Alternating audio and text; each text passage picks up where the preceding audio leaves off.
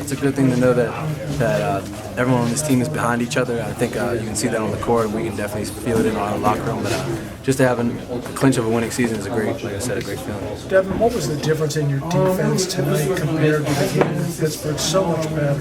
I think we were just more engaged on defense, and then we were getting really good shots on offense as well, which translates to us playing better defense. What did you do better on defense than you did when you gave 90 points to them back in January? I think we guarded the ball a lot better today. I think we stayed in front of all their good players and all the players who really like to slash, and then we contested a lot of shots, and I think that's what helped us in the end. Only two teams since that first Pittsburgh game have broken 70 points against you guys. Your defense has been like night and day. Did some kind of switch just flip in practice or something? Did your team just finally just get it?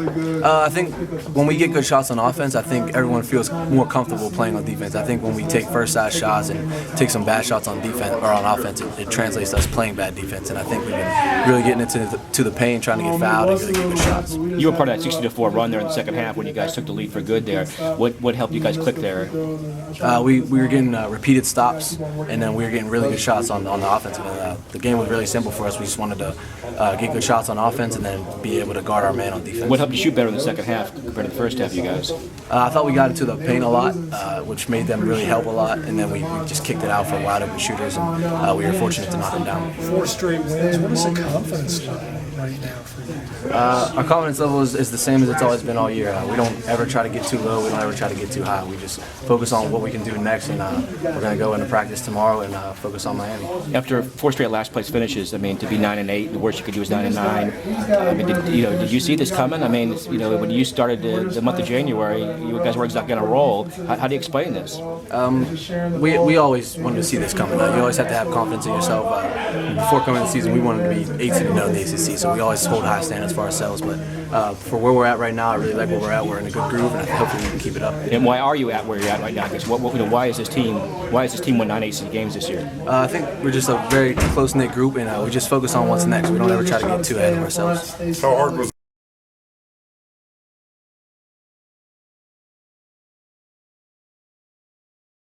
That's the goal, to have a winning season, period. We just want to keep on winning, take it one game at a time, and we're trying to make this push to get into the NCAA tournament. We take it one day at a time, keep on playing for one another, we can do that. that's 4 good?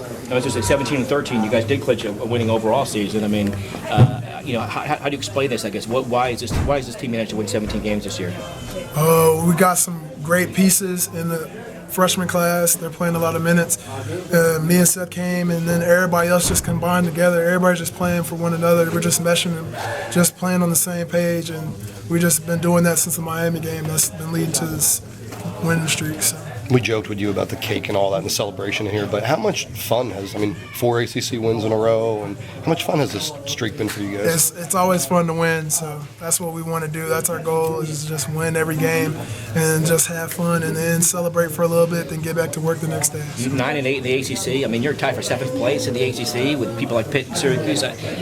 Did you see this coming? I mean, you didn't exactly start January on a roll, you guys. I mean, how did you guys manage to win 9 games here so far in the ACC? I mean, we should have probably won 11 or 12 games. We kind of gave up some of the games in the end, and we learned from those games that we gave up in the end. Like, we gave up one to Syracuse. We let that slip out our hands. And to situations like tonight where they almost came back, we just stayed calm and just made good plays, got stops, and just learned how to finish games. There's a sense of pride to be where you are right now. 9 ACC wins and 7th place in the ACC. I mean, there's a sense of pride, sense of accomplishment. There's accomplishment, but that's not what we came here to do. We want to finish at the top of the league. We want to just keep on going up and up, and we're just going to take it one day at a time and just play for one another, play for Coach Buzz, and just do what we got to do. Just a few weeks ago, it might have seemed unimaginable that you guys might have a shot to beat the number 7 team in the country, Miami, coming in. Now, obviously, it seems viable at least. I mean, do you guys playing with a different confidence? Do you guys feel, unintimidated by a team like that? We weren't intimidated then. We just kind of we had a decent first half. We went up 1 in halftime, and then in the second half we kind of let things get out of hand, and we had some breakdowns on defense, and we just got to correct those and go into the film room and to just get back to work. So. Pitt put up 90 points on you back in January in their place. What did you guys do better on defense this time around? We just stayed in front, moved our feet and we wanted to contest every shot. We went back to the film room, looked at some of the breakdowns that we had on defense at Pitt. They shot a whole lot of open shots, and today we wanted to make sure that they didn't shoot any open shots. We wanted to contest as many shots as possible.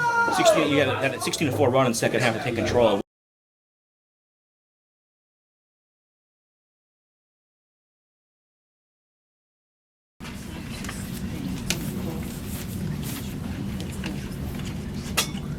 I never say anything to start, so tweet this or type this. Congratulations to Coach Wolf and their staff for the opening round win in the ACC tournament. Very happy for him and their team. They lost. Somebody told me they won as I was walking in. Don't tweet that. Golly. Buzz, you guys turned it over 20 times, gave up 33 points at their place tonight. Other than the last 2 minutes, were really good with ball security. How important was that, and how much of an emphasis? Well, you just can't win on the road. I don't know that you can win at home with a turnover rate like what we had at Pitt. I thought we did a better job moving the ball. I don't think the ball ever got stuck. I don't think we were caught dribbling in one place. Very rarely did anybody take more than 2 dribbles at once before passing it. And obviously that was something that we focused on that I thought was very beneficial. Anytime, I think you can look it up, when we've had 10 or less turnovers, we typically are pretty good. What did you do better on defense than you did at Pittsburgh? Well, first of all, they're going to how many points they scored on turnovers at Pitt? 33. So, I mean, obviously live ball turnovers, you're playing against a broken defense. So we cut our turnovers by 60%, shot the ball really well, particularly in the second half. So for the most part, they were playing against a set defense, and that helps us. We're size deficient. Even when they were playing small, they played small to try to match us, and so that would be the major thing that I would say. You're probably never. Buzz, tonight you clinched a winning season regardless. You are one win away from a winning ACC season. Does that benchmark mean? What would that ACC benchmark mean?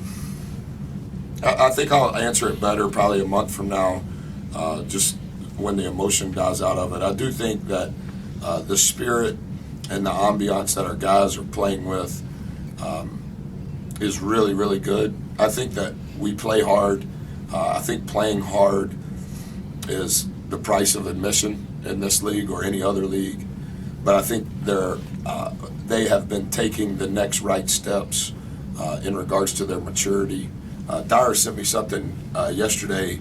I didn't realize this. I knew that we were 310th out of 351 as far as the youngest team. What I didn't know is that we were 14th out of 15th in the league relative to experience. And, like any other coach, I wish we would have beat Alabama State. I wish we would have beat Northwestern. But I'm not so sure that some of that struggle hasn't produced the growth that we've seen in February. And I think it's